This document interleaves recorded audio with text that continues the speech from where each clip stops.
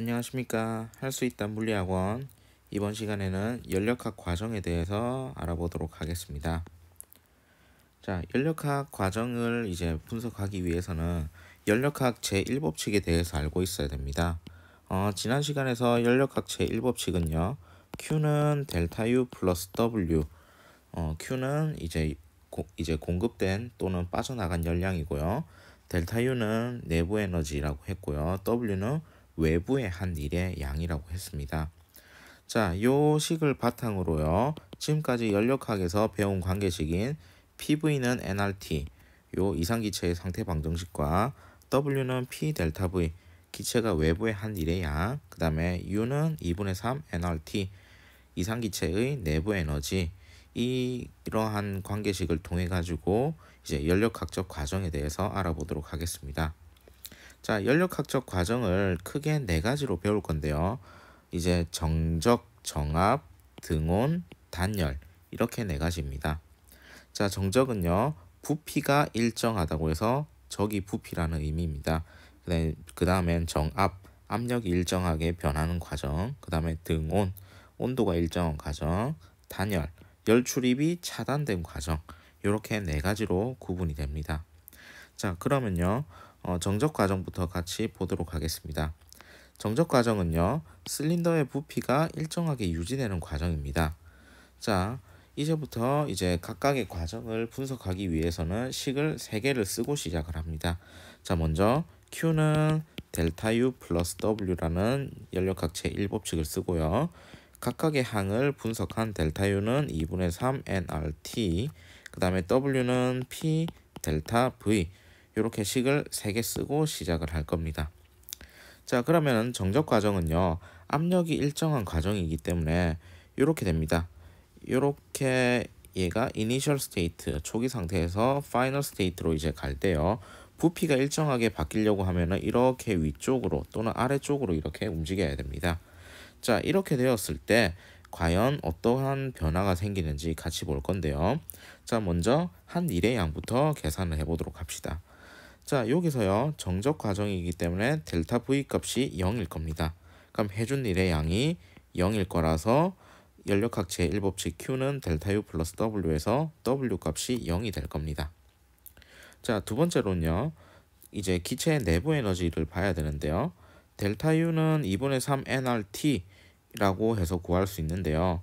우리가 지금 주어진 그래프에서는요. 압력과 부피밖에 정보가 없습니다. 그래서 온도에 대한 정보가 어디에도 없는데요. 그러면은 요거를 이제 분석하기 위해서는 좀 간접적으로 한다는 겁니다.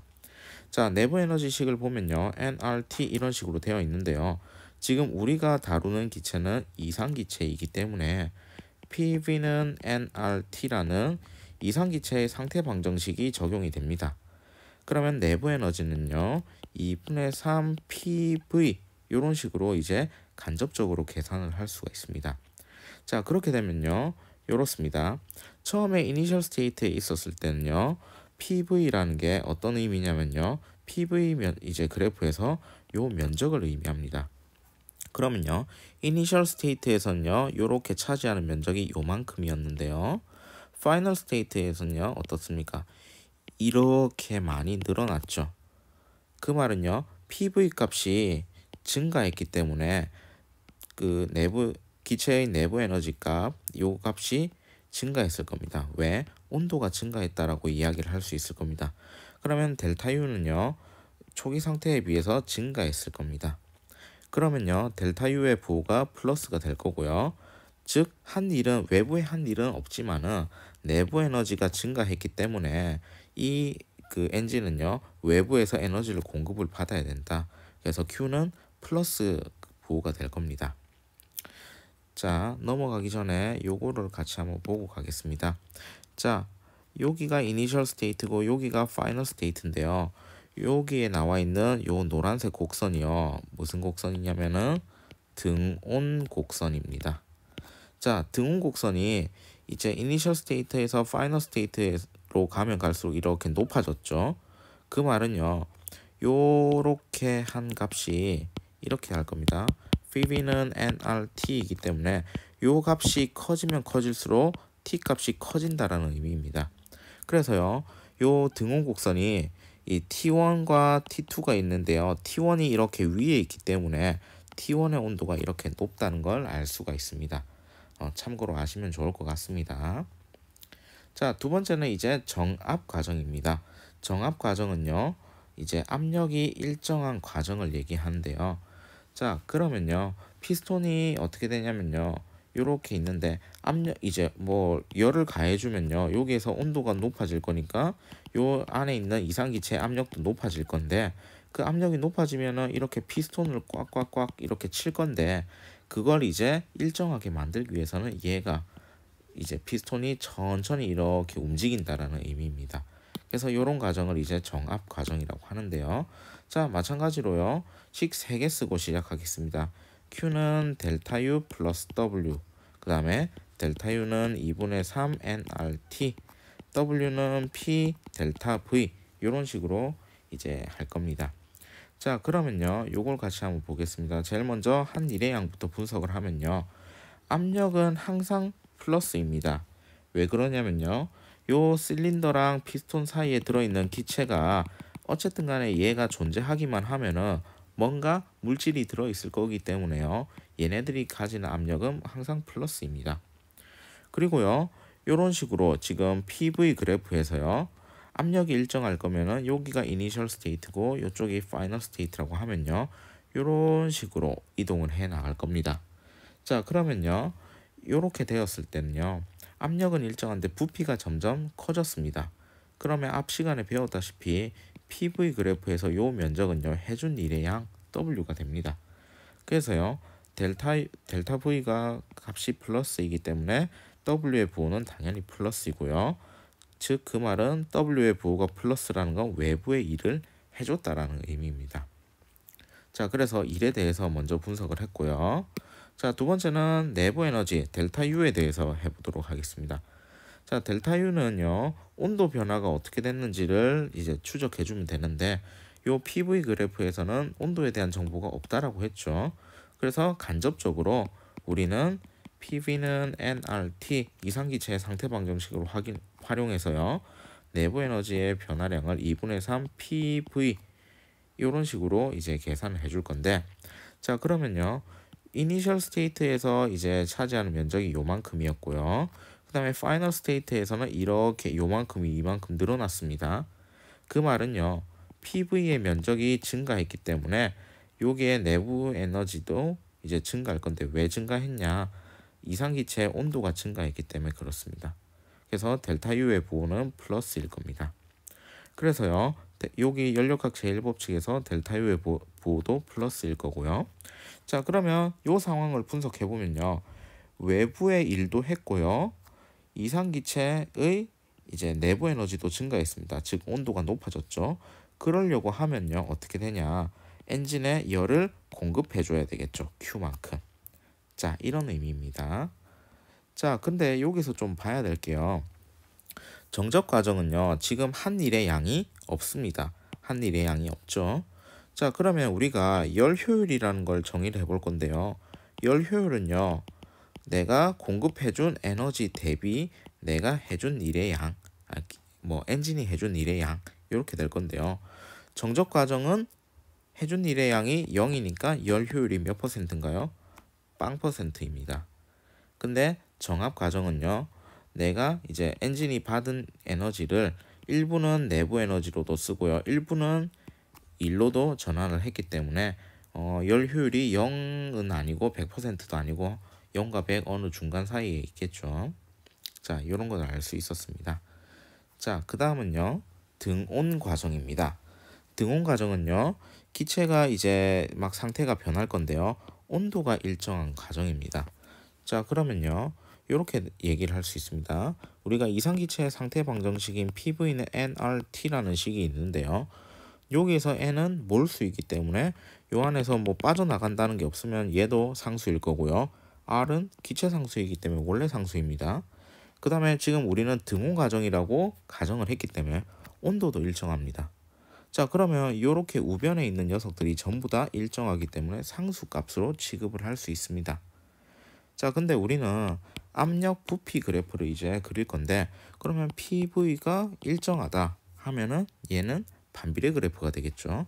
그래서 이렇게 PV 그래프에서는요, 이렇게 반비례 그래프가 그려질 겁니다. 자, 그 다음에 이런 곡선을 뭐라고 하냐면요, 등온 곡선이라고 할 겁니다. 온도가 일정한 점들을 다 찍어 놓은 곡선을 등온 곡선이라고 할 거고요. 등온 과정은 이 등온 곡선의 위에 있는 점들로 이렇게 상태가 변해간다라는 겁니다. 자, 그러면요, 예를 들어서 여기가 이니셜이라고 하고요, 여기가 파이널 스테이트라고 치면요, 자, 여기에 대해서 분석하려면 마찬가지로 식을 3개 쓰셔야 됩니다. 어떻게 되냐면요, Q는 델타 U 플러스 W일 거고요, 델타 U는 2분의 3 nRT일 거고, W는 P 델타 V, 이런 식으로 얘기를 할 겁니다. 자, 그러면요, 먼저 무엇을 분석을 해보냐, 내부 에너지부터 해보도록 하겠습니다. 자, 내부 에너지는요, 2분의 3 nRT 이렇게 구할 수가 있는데요, 지금 우리가 한 과정은 온도가 일정한 과정이기 때문에 T가 일정할 겁니다. 자, 그래서 요 값 자체가 2분의 3 nRT 값 자체가 변동이 없기 때문에 내부 에너지의 변화죠. 변화이기 때문에 변화량은 0일 겁니다. 그래서 내부 에너지 변화는 없고요. 자, 그럼 마지막으로 일에 대해서 보면요, 일은 요 PV 그래프에서 요 아래쪽 곡선의 아래쪽 면적 이렇게 되니까 얘는 무언가를 일을 했다라는 겁니다. 그래서 압력도 플러스고요, 그 다음에 부피 변화도 커졌으니까 플러스일 겁니다. 자, 그래서 이제 외부의 한 일의 양은 플러스가 될 겁니다. 자, 그러면요, 요 W는 외부에 일을 했으니까 부호가 플러스가 될 거고요, 엔진이 외부에 일을 하려면 에너지를 공급을 해줘야 되기 때문에 당연히 열량 Q도 플러스가 돼서 엔진에 열이 공급이 되어야 될 겁니다. 자, 이 과정은요, 내부에 이제 엔진에 열이 공급이 되었는데 내부 에너지 변화는 없고요, 100% 일만 했죠. 그러면 열 효율이 몇 %일까요? 100%입니다. 그래서요, 등온 과정만 이제 일어나면은 열 효율이 100%예요. 자, 근데 등온 과정만 이제 일어난다고 치면 이렇게 되겠죠. 엔진에서 등온 과정만 이제 적용할 수 없는 이유가 뭐냐면요, 얘가 이제 등온 곡선일 겁니다. 이렇게 쭉 반비례라서 이렇게 될 거고요. 그럼 우리가 요 등온 곡선의 끝은 여기에 x축이라는 걸 알 수가 있습니다. 왜 그러냐면은 이제 반비례 함수이기 때문에 점근선으로 가겠죠. 자, 그러면 등온 과정으로만 엔진을 만들 수 없는 이유가, 첫 번째는 뭐냐면요, 요렇게 요만큼의 일을 했고, 두 번째 구간에서는 요만큼의 일을 하고, 세 번째 구간에서는 더 적은 일의 양을 점점 해 나갈 겁니다. 그러다가 부피 변화가 이제 무한대로 갔을 때는요, 거의 해준 일의 양이 0에 수렴하겠죠. 그게 첫 번째 문제이고요. 그러면 등온 과정으로 무한정 팽창시키면은 해준 일의 양이 0에 수렴한다. 그럼 엔진으로서 가치가 없어지는 거고요. 두 번째는요, 자동차 같은 경우도 엔진의 사이즈가 이렇게 딱 정해져 있잖아요. 근데 이제 등온 과정으로 계속 일을 하려고 하면은 이렇게 부피를 점점 크게 해야 되는데 엔진 사이즈는 정해져 있잖아요. 그래서 부피를 무한정 늘릴 수는 없다. 그래서 엔진이라는 건 반드시 어느 정도 이제 팽창이 일어난 뒤에 다시 원래 사이클로 돌려야 됩니다. 그래서 이렇게 원래 사이클로 돌리는 데 있어 가지고 이제 에너지가 이제 소모가 되기 때문에 열 효율이 절대로 100%가 될 수가 없다라는 거 좀 알아두시면 좋을 것 같습니다. 자, 그 다음에 이제 마지막으로 단열 과정인데요, 단열 과정은 열 출입이 없는 과정을 얘기합니다. 자, 그러면요, 이렇게 쓸 수 있을 겁니다. Q는 델타 U 플러스 W가 있을 건데요, 열 출입이 없다라는 겁니다. 그러면은 여기서 Q 값이 0이 된다는 거예요. 그런데 만약에 요 PV 그래프에서 나온 것처럼 이니셜 스테이트가 있고 이렇게 파이널 스테이트가 있는데요, 자, 요 과정은 뭐냐면요, 단열 팽창을 시켰다라는 겁니다. 그 말은 뭐냐면요, 열은 공급해주지 않는데 억지로 팽창을 시켰다라는 겁니다. 자, 그러면요, 팽창을 시켰다라는 거는 W는 P 델타 V로서 이렇게 구할 수 있는데, 팽창을 시켰으니까 자, 델타 V의 부호가 플러스일 거고요, 압력은 항상 기체가 들어있으면 플러스라고 했습니다. 그러려고 하면 어떻습니까? 외부에 해준 일의 양은 부호가 플러스가 될 겁니다. 자, 근데요, 이렇게 되면은 외부에 열 출입이 없기 때문에 열량은 0이 됩니다. 자, 근데요, 0이 되려고 했는데 뭔가 이제 단열 팽창을 시켰기 때문에 외부에 일을 했다라는 겁니다. 뭐 그 값을 뭐 그냥 플러스 알파 값이라고 해볼게요. 근데 내부 에너지랑 더해가지고 그 결과값이 0이기 때문에 그럼 내부 에너지는 어떻게 되냐? 마이너스 알파가 되어야 두 개를 더해야 0이 되겠죠.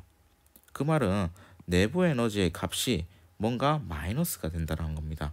그러면 델타 U는 2분의 3 nRT에서 T 값이 줄어들어야 내부 에너지가 줄어든다는 거죠. 그 말은 이렇게 표시가 됩니다. 자, 등원 곡선이 이렇게 있습니다. 이런 등원 곡선 하나, 이런 등원 곡선이 있는데 위에 있는 녀석이 T1, 밑에 있는 게 T2예요. 자, 그러면은 등원 곡선이 위쪽에 있는 게 온도가 높다라는 걸 알 수가 있죠. 그랬는데 그럼 이니셜 스테이트에서 얘를 팽창을 억지로 시켰는데 얘가 외부에 일을 하려고 하니까 내부 에너지를 끌어다 쓰는 겁니다. 그러니까 어떤가요? 내부 에너지가 감소가 되겠죠. 그래서 원래는 등원 곡선대로 뭐 이렇게 움직이는 게 아니고 이제 단열 팽창을 시켰기 때문에 이런 식으로 온도가 떨어지는 겁니다. 자, 다시 볼게요. 자, 여기가 이니셜 스테이트고 여기가 파이널 스테이트입니다. 이니셜에서 이제 파이널로 갈 때 이렇게 등온으로 이제 가는 게 아니고 내부 에너지를 이제 소모를 했기 때문에 이런 식으로 온도가 떨어지는 걸 알 수가 있습니다. 그래서 이렇게 등온 곡선에 비해 가지고 이렇게 단열 곡선은 이렇게 아래쪽으로 처지는 걸 볼 수가 있어요. 자, 그게 단열 팽창의 가장 핵심적인 내용입니다.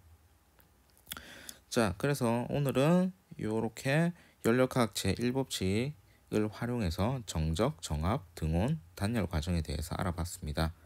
자, 이러한 과정에서 가장 중요한 건요. 연력학 제1법칙과 이제 연력학 제1법칙식과 함께 내부 에너지 변화량 델타 U, 그 다음에 외부의 한 일의 양 W를 같이 표시를 하면서 이제 얘네들의 부호를 추적해 나가는 게 가장 중요한 과정입니다. 자, 지금은 다 팽창하는 과정으로 해서 이제 부호가 뭐 플러스 이런 쪽이었을 건데 압축하면은 이제 부호가 반대로 되기 때문에 그 압축하는 과정은 혼자서 한번 연습해 보시면 좋을 것 같습니다. 자, 오늘은 연력학 제1법칙을 활용해서 연력학적 과정에 대해서 같이 알아봤습니다. 자, 수고하셨습니다.